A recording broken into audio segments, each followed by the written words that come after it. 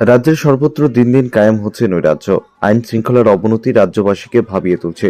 সম্প্রতি চলতি মাসের 5 তারিখ থেকে মোহনপুর এলাকার দিনে রাত্রে অবিরাম চলছে বিজেপি নামধারী দুষ্কৃতিকারীদের আস্ফালন, যার কারণে উষ্ঠাগত হয়েছে সাধারণের জনজীবন। সোমবার এরই প্রতিবাদে পশ্চিম ত্রিপুরা জেলার পুলিশ মহানির্দেশকের নিকট ডেপুটেশন প্রদান করে পশ্চিম ত্রিপুরা জেলা সিপিএম কমিটি। এদিন ডেপুটেশন সম্পর্কে সংবাদ মাধ্যমের সামনে বক্তব্য রাখতে গিয়ে সিপিএম রাজ্য নেতৃত্ব তথা প্রাক্তন বিধায়ক রতন দাস অভিযোগ করে বলেন, চলতি মাসের 5ই জানুয়ারি থেকে মোহনপুরের বেশ কিছু জায়গায় অসহনীয় আক্রমণ হামলা চলে আসছে। বোমা নিক্ষেপের মতো ঘটনার পাশাপাশি দলীয় কর্মসূচিতে যোগ দেওয়ার অপরাধে কর্মী সমর্থকদের মারধর, বাড়িঘরে ভাঙচুরের মতো ঘটনা নাকি প্রতিনিয়ত হচ্ছে, যার প্রেক্ষাপটে রাজ্যের পুলিশ প্রশাসনের ভূমিকা একেবারে প্রশ্নবিদ্ধ বলে অভিযোগ করেন তিনি। তবুও যেহেতু প্রশাসন, তাই প্রশাসনের দ্বারস্থ হতে বাধ্য রাজ্যবাসী। এদিন পুলিশ সুপারের নিকট ডেপুটেশনের মাধ্যমে সংশ্লিষ্ট ঘটনাগুলির সঠিক সমাধান এবং দুষ্কৃতীদের শাস্তি দেওয়ার দাবি করা হয় সংগঠনের তরফে। আমরা পশ্চিম ত্রিপুরা জেলার পুলিশ সুপারের সঙ্গে কথা বলেছি। একটা গুরুতর বিষয়, মোহনপুরে যা চলছে আইন শৃঙ্খলা বলতে নেই, মানুষকে মারধর করা, আক্রমণ করা, বাড়িঘরে হামলা করা, মিথ্যা মামলা দিয়ে ধরিয়ে দেওয়া, এই বিষয়গুলো চলছে।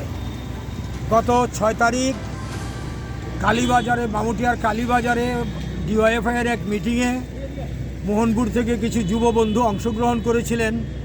তারা বাড়ি ফিরে যাওয়ার পরে তাদের উপরে বিজেপির দুষ্কৃতীরা তাদের বাড়ি ঘরে ঢুকে হামলা করেছে।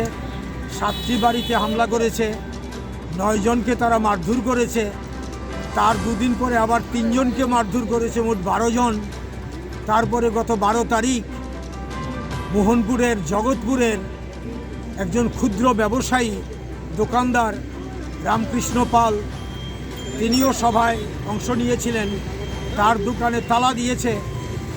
তালা দেওয়ার পরে তাকে ডেকে এনে তালা খুলে দেবে বলে তাকে মারধর করেছে এবং তাকে নেশাদ্রব্য এবং কার্তুজ তার ব্যাগে ঢুকিয়ে দিয়ে পুলিশের হাতে মিথ্যা মামলা দিয়ে ধরিয়ে দিয়েছে।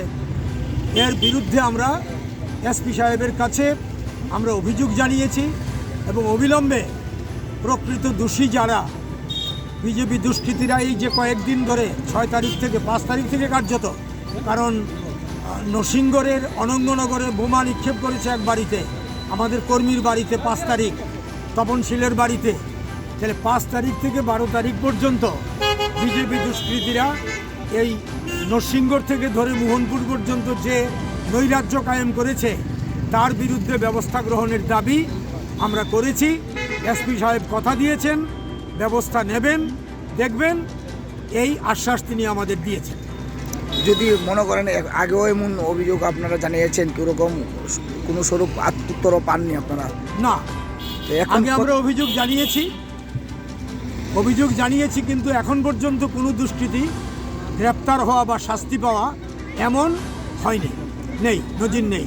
এখন আগামী দিনে যদি এমনটাই হয়, তার জন্যই আমরা বলছি আইন শৃঙ্খলার বলতে নেই, আইন শৃঙ্খলার অবনতি এমন একটা জায়গায় গেছে যে নৈরাজ্য কায়েম হয়েছে।